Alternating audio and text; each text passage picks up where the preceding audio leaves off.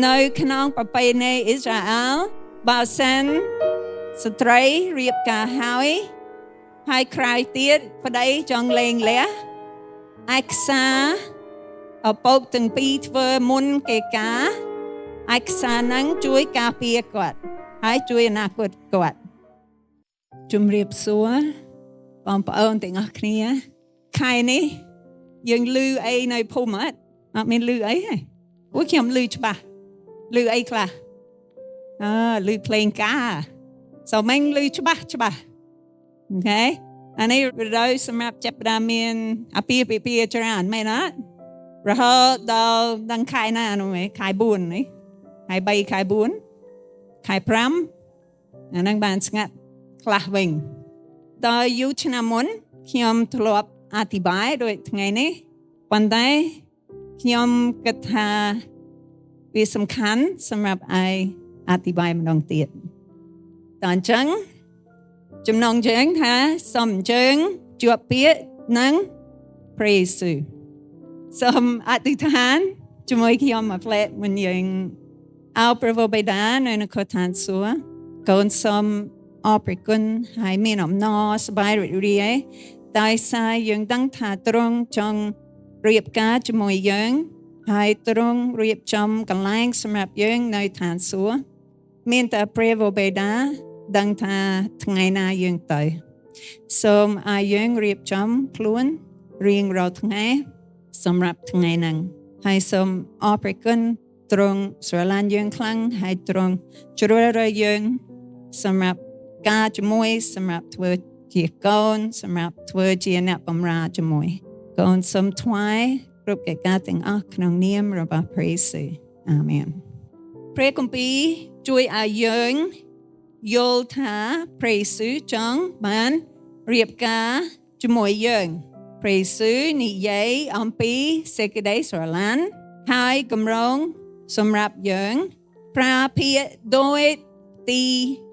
ជាប់ពាក្យហើយនឹងទីមង្គលការសម្រាប់ឲ្យយើងយល់យើងត្រូវយល់អំពីប្រពៃណីរបស់ពួកអ៊ីស្រាអែលពីព្រោះព្រះគម្ពីរជនជាតិអ៊ីស្រាអែលអ្នកសរសេរហើយទីការរបស់គេខុសគ្នាពីទីការយុរ៉ុបទីការខ្មែរទីការកន្លែងផ្សេងក្នុងផ្នែកខ្លះហើយដូចគ្នាខ្លះដែរតើអញ្ចឹងជាជនអ៊ីស្រាអែលពេលគេរៀបការកូនគេមានផ្នែក3 1 2 3ផ្នែកទី1អង់គ្លេសយើងហៅ matchmaking matchmaking បន្តែខ្មែរ I hope I got the right word ការប្រកបកង Is that right something like that ប្រកបកង Okay ឪពុកទាំងសងខាងសម្រាប់ចិត្តទាំងអស់មិនតែស្មីខ្លួនសម្រាប់ឪពុកខាងស្រីឪពុកខាងប្រុសជាអ្នកសម្រាប់ឪពុកមិនបងខំបើសិនមួយឬក៏ទាំងពីរមិនចាប់រំមិនយល់ព្រមទេប៉ុន្តែឪពុកទាំងសងខាងអ្នកស៊ើបសួររៀបចំបើទាំងសងខាងអត់យល់ព្រមអត់ចាប់រំអត់ចាប់រំទេអាហ្នឹងគេរកអ្នកផ្សេងឪពុកទាំងពីរនាក់ចាប់ផ្ដើមចរចាហើយរៀបលក្ខខណ្ឌនៃកិច្ចព្រមព្រៀងសម្រាប់កូនត្រូវមានលក្ខខណ្ឌត្រូវមានកិច្ចព្រមព្រៀងឯកសារបញ្ជាប់ស្របច្បាប់ធ្វើឲ្យការពារខាងស្រីនិងអនាគតរបស់នាងនៅក្នុងប្រពៃណីអ៊ីស្រាអែលបើសិនស្ត្រីរៀបការហើយក្រោយទៀតប្តីចង់លែងលះឯកសារឪពុកទាំងពីរធ្វើមុនគេការឯកសារហ្នឹងជួយការពារគាត់ហើយជួយអនាគតគាត់ពីព្រោះគេសរសេរទាំងអស់របស់គាត់អ្វីប្តីប្រងឲ្យអីដល់ ឯកសារប្រាប់អំពីអ្វីប្រោះផ្ទាល់ធ្វើសម្រាប់ប្រពន្ធហើយនឹងអ្វីស្រីត្រូវធ្វើជាប្រពន្ធល្អសម្រាប់ប្តីសម្រាប់ព្រះគម្ពីរវិវរណៈចំពុក2អានេះយើងចង់ប្រៀបធៀបអំពីអ្វីប្រោះខាងប្រុសធ្វើសម្រាប់ប្រពន្ធអ្វីគេសន្យាធ្វើសម្រាប់ប្រពន្ធនៅក្នុងឯកសារជាប់ស្របច្បាប់វិវរណៈចំពុក2ខ7យើងមានខច្រើនថ្ងៃនេះសូវទុកព្រះគម្ពីរបោកណាហើយខំមើលវិវរណៈចំពុក2ខ7អ្នកណាដែលមានត្រចៀកចូលស្ដាប់សេចក្តីដែលព្រះវិញ្ញាណមានព្រះបន្ទូលមកកាន់ក្រុមជំនុំទាំងនេះចុះអ្នកណាដែលឈ្នះយើងនឹងអោយបរិភោគផ្លែពីដើមជីវិតដែលនៅស្ថានបរមសុខរបស់ព្រះនៅក្នុងខនេះយើងឃើញកងកំឡោះជាព្រះសន្យាឲ្យយើងញ៉ាំផ្លែជីវិតនៅក្នុងឋានសួគ៌អូខេមួយទៀតចំពុក3ខ5 that was Revelation 2:7 and Revelation 3 verse 5 now ព្រះគម្ពីរវិវរណៈចំពុក3ខ5អ្នកណាដែលឈ្នះនោះនឹងបានស្លេកពាក្យសហើយអញមិនដែលលុបឈ្មោះអ្នកនោះចេញពីបញ្ជីជីវិតឡើយអញនឹងថ្លែងប្រាប់ពីអ្នកនោះនៅចំពោះព្រះវរបិតាអញនិងចំពោះពួកទេវតាទ្រង់ដែល Okay យើងឃើញព្រះយេស៊ូវសន្យាថាឲ្យយើងមានសម្លៀកបំពាក់ពណ៌សអាហ្នឹងសេចក្តីសុចរិតរបស់ព្រះហើយអាចទទួលស្គាល់យើងនៅខាងមុខព្រះដែរនៅខាងមុខព្រះវរបិតានិងទេវតាចំពុក3ដែរហើយខ21ព្រះគម្ពីរវិវរណៈចំពុក3ខ21អ្នកណាដែលឈ្នះយើងនឹងឲ្យអង្គុយលើបល្ល័ង្កជាមួយយើងដូចជាយើងបានឈ្នះហើយបានអង្គុយជាមួយព្រះវរបិតាយើងនៅលើបល្ល័ង្ករបស់ព្រះអង្គដែរអូខេយើងឃើញព្រះចង់ឲ្យយើងអង្គុយនៅលើបល្ល័ង្កជាមួយ Alright អានឹងអ្វីខាងប្រុសក៏ធ្វើសម្រាប់ប្រពន្ធគេសរសេរនៅក្នុងឯកសារ Alright ហើយប្រពន្ធត្រូវថាខ្ញុំចង់ធ្វើអីដែរតើយើងបើកទៅយ៉ូហានចំពុក13យ៉ូហានចំពុក13 That's John 13 verse 34 and 35យ៉ូហានចំពុក13ខ34ហើយ35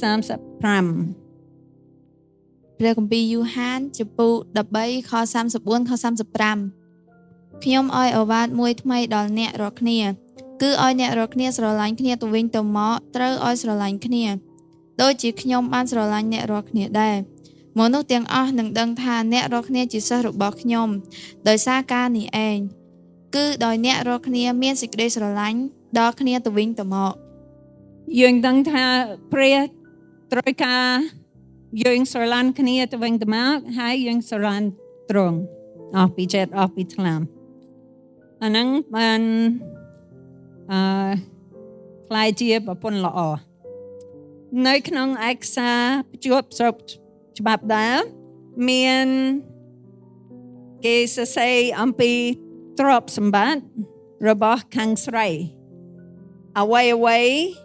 នាងអាចយកជាមួយខ្លួនពេលគាត់ការអូខេបើហៅគាត់មានមាសច្រើនបើហៅគាត់មានគោឬក៏កបីឬក៏អីហ្នឹងហ៎អ្វីរបស់នាងគាត់អាចយកទៅពេលការនៅក្នុងព្រះគម្ពីរយើងឃើញអ្វីយើងអាចយកពេលយើងការជាមួយព្រះកាឡាទីចំពុក5ខ22 23 Galatians chapter 5 and verse 22 and 23. តែផលផ្លែនៃព្រះវិញ្ញាណវិញនោះគឺសេចក្តីស្រឡាញ់អំណរអរមេត្រីភាពអត់ធ្មត់សុភាពសប្បុរសស្មោះត្រង់ស្លូតបូតហើយដឹងខ្នាតគ្មានក្រឹតវិន័យណាទើសនឹងសេចក្តីយ៉ាងនោះទេ ជួនកាលយើងហៅពីរខនេះជាផលផ្លែនៃព្រះវិញ្ញាណបរិសុទ្ធនេះមានតែផលផ្លែព្រះវិញ្ញាណបរិសុទ្ធយើងអាចយកទៅឋានសួគ៌បានអានេះអ្វីយើងមានទ្រព្យសម្បត្តិរបស់យើងសម្រាប់យកទៅឋានសួគ៌យើងមិនអាចយកមាសយើងមិនអាចយកកូនក្របីទៅឋានសួគ៌ជាមួយយើងមានតែស្លូតបូតសេចក្តីស្រឡាញ់ជំនឿអំណរយើងអាចយកទៅ alright នៅក្នុងឯកសារភ្ជាប់ស្រុកច្បាប់គេសរសេរតម្លៃកូនក្រមុំអង់គ្លេសយើងហៅ bride price ខ្មែរហៅថ្លៃទឹកដោះមែនគេថ្លៃទឹកដោះរបស់យើង bride price របស់យើងជាកូនក្រមុំរបស់ព្រះជាអ្វីសូមបាក់ទៅ 1 Peter 1 verse 18 and 19 Petrus ទី1ចំពុក1ខ18 19 ព្រះគម្ពីរពេត្រុសទី1ចំពុក1ខ18 19អ្នករាល់គ្នាបានដឹងហើយថាព្រះបានលាស់អ្នករាល់គ្នាឲ្យរួចពីកិរិយាឥតប្រយោជន៍ដែលជាដំណើរពីដូនតារបស់អ្នករាល់គ្នាមិនមែនដោយរបស់ពុករលួយដូចជាមាសប្រាក់ដូចជាប្រាក់ឬមាសនោះទេគឺបានលាស់ដោយសារព្រះលោហិតដ៏ថ្លៃវិសេសរបស់ព្រះគ្រីស្ទវិញដែលប្រៀបដូចជាឈាមរបស់កូនជៀមឥតខ្ចោះឥតស្លាកស្នាមអរគុណយើងឃើញថ្លៃទឹកដោះរបស់យើងជាឈាមលោហិតរបស់ទ្រង់សគត់លើឈើឆ្កាងដើម្បីប្រោះលួសយើងដើម្បីយកយើងជាកូនក្រមុំរបស់ទ្រង់ឥឡូវយើងចូលផ្នែកទី2សម្រាប់រៀបការរបស់ពួកអ៊ីស្រាអែលផ្នែកទី2គេហៅផ្ទីភ្ជាប់ពាក្យប៉ុន្តែផ្នែកទី2មាន2ផ្នែកទី1នៅក្នុងភ្ជាប់ពាក្យជាផ្នែកភ្ជាប់ពាក្យឯកជនអូខេសម្រាប់ក្រុមគ្រួសារនិងសម័យខ្លួន2នាក់ខាងកូនកំឡោះប្រុសនិងឪពុក2នាក់គេទៅទីរបស់កូនស្រីបងកំមហើយពេលគេដល់ទីគេគោះទ្វារហើយគេចាំបើសិនទ្វារបើកគេដឹងថាកូនស្រីយកព្រមយកប្រុសនឹងជាប្តីបើទ្វារអត់បើកគេដឹងថាត្រូវរកផ្សេងគេអត់ព្រមអ្នកណាស្គាល់ខនៅក្នុងព្រះគម្ពីរនិយាយដូចអញ្ចឹងវិវរណៈចំពុក3ខ20 Revelation 3:20 វិវរណៈចំពុក3ខ20មើលយើងឈរនៅវត្តទ្វារទាំងគោះបើអ្នកណាឮសំឡេងយើងហើយបើកទ្វារឲ្យនោះយើងនឹងចូលទៅក្នុងផ្ទះអ្នកនោះយើងនឹងបរិភោគជាមួយអ្នកនោះរលពេលខ្ញុំអានខនេះឬក៏ពេលខ្ញុំឮអ្នកណាគោះកន្លែងណានោះឯងខ្ញុំចេះនឹកឃើញព្រះគោះទ្វារចិត្តរបស់យើងព្រះសួរថាយកខ្ញុំអត់ខ្ញុំស្រឡាញ់អ្នកហើយយកខ្ញុំអត់អានេះយើងឃើញពេលគេបើកទ្វារហើយបើសិនគេបើកទ្វារហើយឪពុកនិងកូនកំឡោះចូលក្នុងផ្ទះហើយគេញ៉ាំអាហារជាមួយកូនស្រីនិងឪពុករបស់គាត់គេញ៉ាំនំហើយទឹកទំពាំងបាយជូរដោយព្រះយេស៊ូវធ្វើព្រះលៀងអម្ចាស់ជាមួយសាវកមុនជួយឆ្កាំងអានេះគេចែកគ្នាអាហារគេនិយាយគ្នាប៉ុន្តែសំខាន់តាខាងស្រី យោព្រមអាហ្នឹងគេបើកទ្វារបាន Alright អាហ្នឹងរួចហើយឯកជនតភ្ជាប់ពាក្យសាធារណៈធំជាងពីព្រោះសាធារណៈនោះឯងហៅអញ្ជើញអ្នកផ្សេងមកដែរសម្រាប់រៀបចំផ្នែកសាធារណៈទាំងពីរនេះកូនស្រីកូនប្រុសដែលឡែកពីគ្នាត្រូវមកទឹកការបន្លិចពេញខ្លួនដើម្បីសម្អាតខ្លួនរៀបចំសម្រាប់ជាប់ពាក្យសាធារណៈអាហ្នឹងឲ្យយើងនឹកឃើញអំពីអីគេត្រូវមកទឹកបន្លិចខ្លួនប៉ុន្តែគេធ្វើផ្សេងខាងប្រុសនៅអ៊ីស្រាអែលគេមានដោយអាងទឹកសម្រាប់ប្រុសគេមានអាងទឹកផ្សេងសម្រាប់ស្រីម៉ាក់ហើយបងប្អូនស្រីទៅជាមួយខាងស្រីឲ្យនឹងបងប្អូនប្រុសទៅជាមួយខាងប្រុសប៉ុន្តែសំខាន់ដែលគេត្រូវចូលក្នុងទឹកពេញខ្លួនលិចខ្លួនហើយយើងនឹកឃើញអីពេលយើងយល់ព្រមទទួលស្គាល់ព្រះជាសង្គ្រោះសម្រាប់យើងសម្រេចចិត្តថាធ្វើបន់ជាមួយទឹកមែនអត់អាហ្នឹងបន់ជាមួយទឹកយើងជឿថាព្រះគម្ពីរប្រាប់យើងថាបន់ជាមួយទឹកយើងត្រូវបន្លិចខ្លួនទាំងអស់មិនមែនតែប្រក់ទឹកនៅលើណាបាសទឹកបន្តិចហ្នឹងរួចហើយយើងត្រូវបន្លិចខ្លួនសូមបាក់ទៅម៉ាថាយចំពុក3ខ13 Matthew 3:13 ម៉ាថាយចំពុក3ខ13ពេលនោះព្រះយេស៊ូវយាងមកពីស្រុកកាលីលេមករកលោកយូហាននៅត្រង់ទន្លេយ៉ូដានដើម្បីទទួលពិធីជ្រងើចទឹកពីលោកព្រះយេស៊ូវសម្រេចចិត្តថាត្រូវធ្វើបន់ជាមួយទឹកមុនព្រះយេស៊ូវចាប់ផ្ដើមធ្វើការងារតើមុនពួកអ៊ីស្រាអែលរៀបការគេត្រូវធ្វើដោយបន់ជាមួយទឹកដែរគេត្រូវសម្អាតខ្លួននៅពេលគេរៀបចំថ្ងៃសម្រាប់ពិធីជាប់ពាក្យសាធារណៈគេរៀបចំដោយរោងស្តៀងរោងរបស់យើងប៉ុន្តែវាពិសេសសម្រាប់ឲ្យទាំងពីរនេះបានឈរខាងក្រោមរោងកងកម្លោះជួនអំណោយមានតម្លៃឲ្យកងក្រមុំសម្រាប់បង្ហាញសេចក្តីស្រឡាញ់ដល់នាងព្រះចង់ឲ្យអំណោយដល់យើងដែរពេលយើងបន់ជាមួយទឹកហើយយើងទទួលឆ្លើយថាចាបាទយើងយកព្រះយេស៊ូវចង់ឲ្យយើងមានអំណោយដែរសូមបាក់ទៅអេពេសូតចំពុក4ខ7ខ11ខ12អេភេសូចំពុក4ខ7ប៉ុន្តែយើងម្នាក់បានទទួលព្រះគុណតាមຂ្នាតអំណោយទានរបស់ព្រះគ្រីស្ទរៀងខ្លួនខ11ព្រះអង្គបានប្រទានឲ្យអ្នកខ្លះធ្វើជាសាវកអ្នកខ្លះជាហោរាអ្នកខ្លះជាអ្នកផ្សាយដំណឹងល្អអ្នកខ្លះជាគ្រូគង្វាលហើយអ្នកខ្លះជាគ្រូបង្រៀនដើម្បីនាំ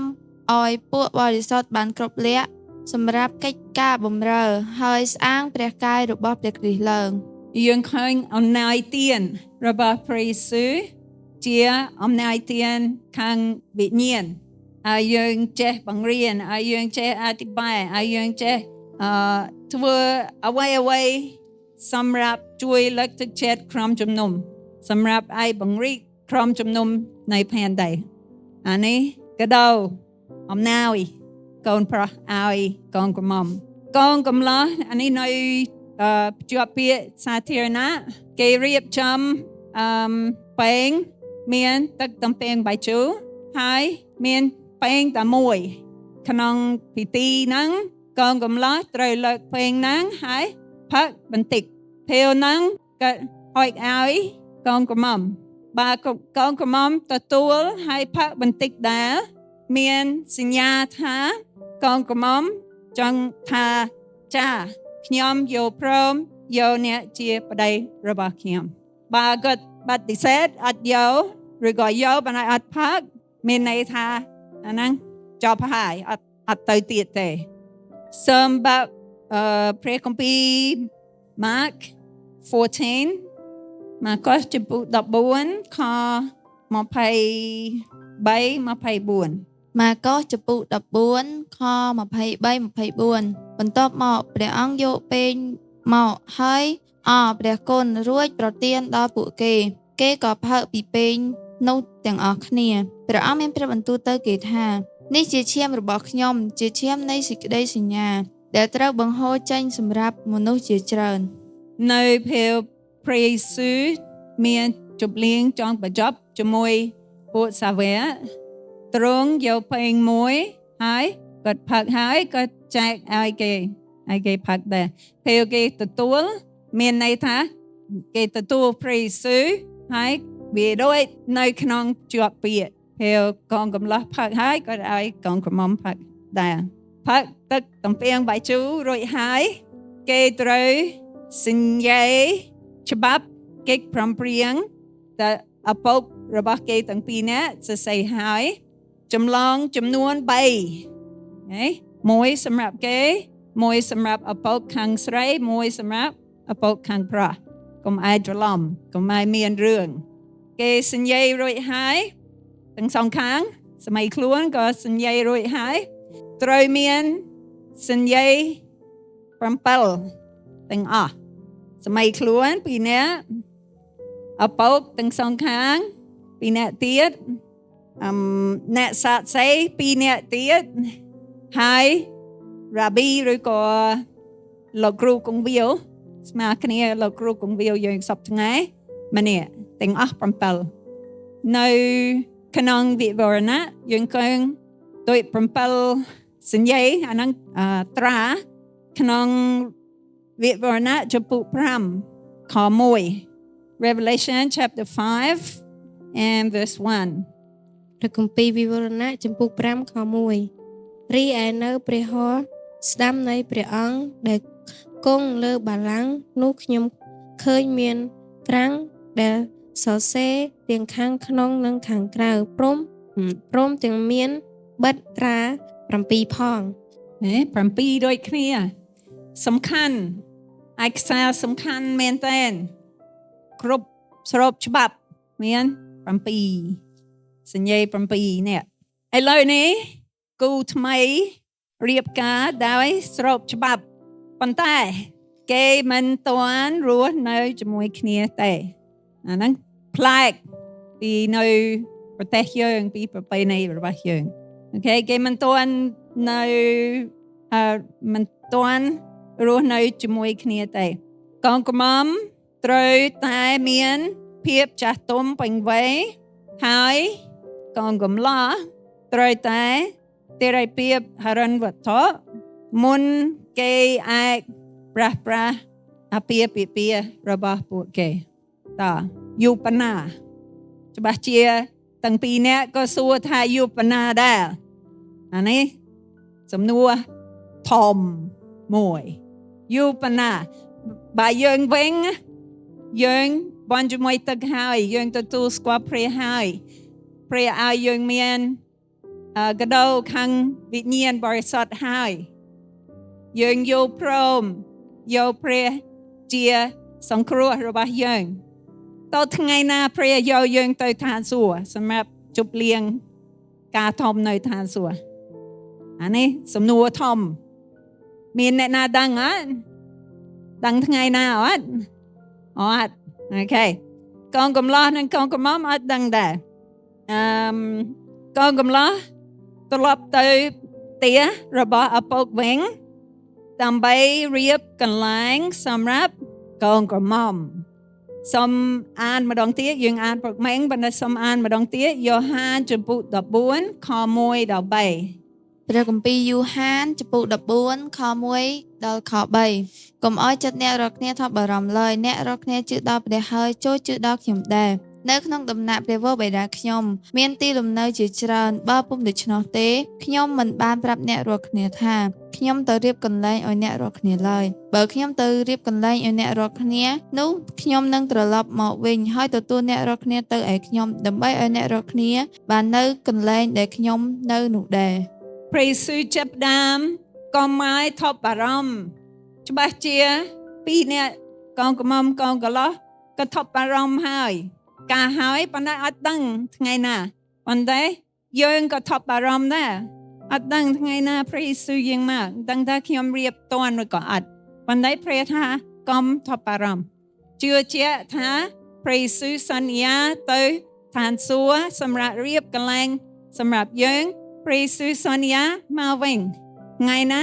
អត់ដឹងប៉ុន្តែសន្យាពិតប្រាកដហើយយើងទុកចិត្តលើទ្រង់បានតើគេមិនជួបគ្នាអស់រយៈពេល1ឆ្នាំឬក៏យូរជាង1ឆ្នាំគេមិនពីអ្នកកងកំងកងកន្លះអត់ជួបគ្នាទៀតទេរហូតដល់ថ្ងៃពិធីមង្គលការជប់លៀងរៀបចំអត់ជួបគ្នាទេបើសម័យនេះឆ្មាជាគេនិយាយតាមទូរស័ព្ទប៉ុន្តែសម័យហ្នឹងអត់មានទូរស័ព្ទតើអត់ជួប1ឆ្នាំឬក៏យូរជាង1ឆ្នាំពីព្រោះកូនប្រុសត្រូវរៀបចំផ្ទះត្រូវរៀបចំកន្លែងសម្រាប់គ្រួសារប៉ុន្តែមិត្តភ័ក្តិរបស់កូនកំឡោះត្រឡប់យកសាររបស់គេទៅវិញទៅមកអាហ្នឹងឲ្យយើងនឹកឃើញអំពីអ្នកណានៅក្នុងចំពុក14ខ1ដល់3មិញយើងថាព្រះយេស៊ូវថាឥឡូវខ្ញុំទៅព្រះវរបិតាសម្រាប់រៀបចំកន្លែងហើយក្រោយទៀតខ្ញុំមកវិញតើពេលព្រះយេស៊ូវទៅហើយព្រះយេស៊ូវឲ្យអ្នកណាមកបញ្យល់យើងកំសាន្តចិត្តយើងធ្វើអីជាមួយយើងអ្នកណាដឹងព្រះវិញ្ញាណបរិសុទ្ធសម្រាប់ជួយឲ្យយើងដោយមិត្តភ័ក្តិរបស់កូនប្រុសកូនកំឡោះសូមអានយ៉ូហានចំពុក16ខ13 14 John 16 verse 13 and 14ព្រះគម្ពីរយូហានចំពុក16ខ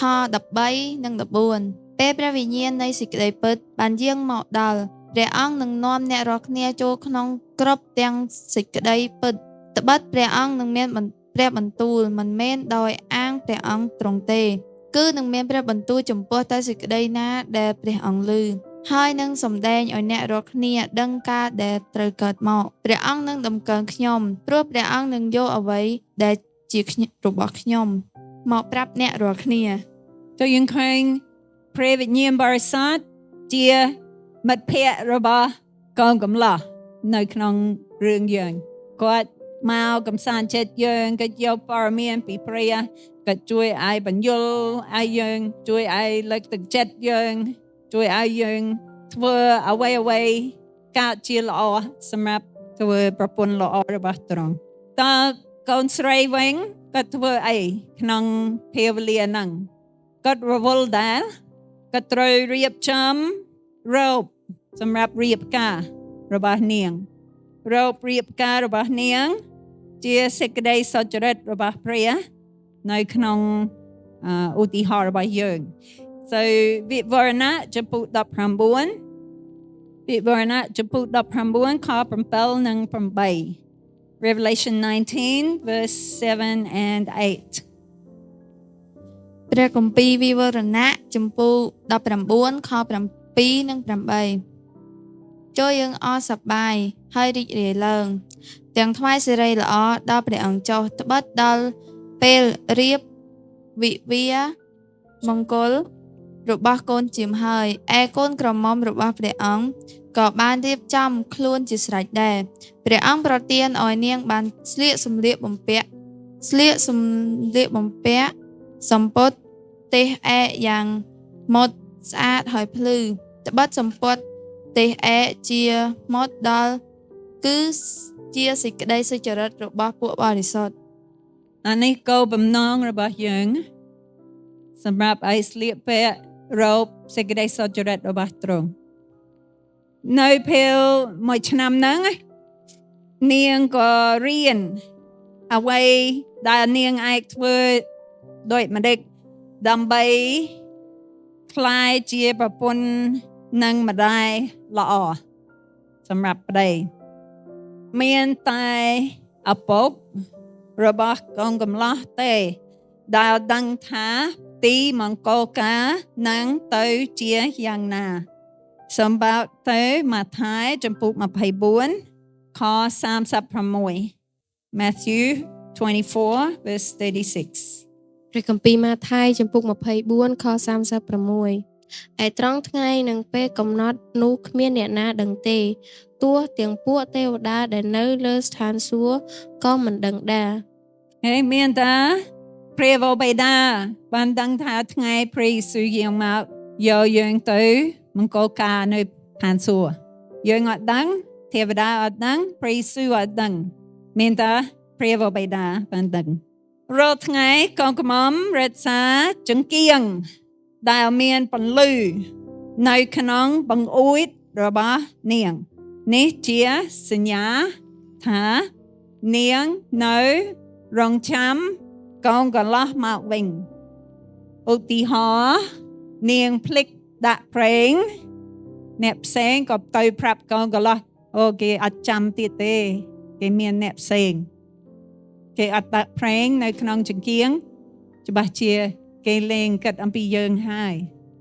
តើសំខាន់នាងត្រូវរៀបចំប្រេងនៅក្នុងចង្គៀងរៀងរាល់ថ្ងៃសម្រាប់ឲ្យកងកម្លោះបានឮសូរថានាងនៅរងចាំបើគាត់មានតែដាក់ចង្គៀងអត់មានប្រេងវាអត់មានពលឺអាហ្នឹងយើងអាចនឹកឃើញរឿងព្រះយេស៊ូវប្រាប់អំពីកងកម្ម10នាក់គេរៀបចំកងកម្លោះមកហើយ5នាក់មានប្រេងហើយ5នាក់អស់ប្រេងគេមិនអាចចាំដល់កងកម្លោះមកមែនតើប្រេងដោយព្រះវិញ្ញាណបរិសុទ្ធនៅក្នុងជីវិតរបស់យើងបើយើងអត់រងចាំព្រះរៀងរាល់ថ្ងៃយើងភ្លេចឲ្យព្រះវិញ្ញាណបរិសុទ្ធចូលក្នុងចិត្តរបស់យើងក្នុងជីវិតរបស់យើងអាហ្នឹងដូចយើងអត់មានភ្លឺវិញចិត្តរួចហើយនៅស្ងៀមតិចទៀតមានខព្រះគម្ពីរចុងក្រោយ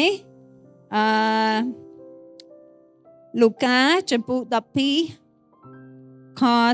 35 Luke chapter 12 verse 35 លូកាចំពុក12ខ35ចូលប្រុងប្រៀបខ្លួនហើយឲ្យចង្គៀងរបស់អ្នកនៅឆេះជានិច្ចអូខេឆេះជានិច្ចមានន័យថាដាក់ប្រេងជានិច្ចកុំភ្លេចឲ្យព្រះវិញ្ញាណបរិសុទ្ធអញ្ជើញព្រះវិញ្ញាណបរិសុទ្ធគង់នៅជាមួយយើងរៀងរាល់ថ្ងៃកងកម្លោះរងចាំថ្ងៃការហើយកងក្រមុំរងចាំថ្ងៃការតើយើងវិញយើងរងចាំអត់ព្រះយេស៊ូវរងចាំយកយើងទៅប៉ុន្តែព្រះយេស៊ូវត្រូវចាំព្រះវរបិតាឲ្យមកយកយើងក៏រងចាំព្រះក៏រងចាំថ្ងៃការជាទីមង្គលការសម្រាប់គេជាផ្នែកទី3នៅក្នុងអាពាហ៍ពិពាហ៍របស់ពួកអ៊ីស្រាអែលប៉ុន្តែពីផ្នែកទី2ដល់ផ្នែកទី3អាចមានយូរត្រូវចាំត្រូវសាកមើលចិត្តរបស់យើងស្មោះត្រង់ចិត្តរបស់យើងចង់នៅជាមួយព្រះមែនតើឬក៏អូខ្ជិលចាំទៀតនោះហើយទៅរកផ្សេងដែលអ្នកអាចឃើញក្នុងព្រះគម្ពីរព្រះយេស៊ូវរៀបចំសម្រាប់អ្នកហើយព្រះចិត្តយាងមកវិញឬទេឃើញអត់នៅក្នុងខព្រះគម្ពីរយើងអានព្រឹកមិញដែលអ្នកចង់ត្រៀមខ្លួនសម្រាប់ថ្ងៃហ្នឹងថ្ងៃព្រះយេស៊ូវយាងមកត្រៀមខ្លួនដោយកងខ្មុំក៏ត្រៀមខ្លួនរៀងរាល់ថ្ងៃក៏រៀបចំតើអ្នកឆ្លើយថាបាទចាស់ដល់ព្រះយេស៊ូវឬទេខ្ញុំអត់ដឹងខ្ញុំមានតែសួរហើយយើងគិតសូមយើងទាំងអស់គ្នារក្សាព្រះវិញ្ញាណបរិសុទ្ធនៅក្នុងជីវិតរហូតដល់ព្រះយេស៊ូវយាងមកវិញសូមព្រះទានពរ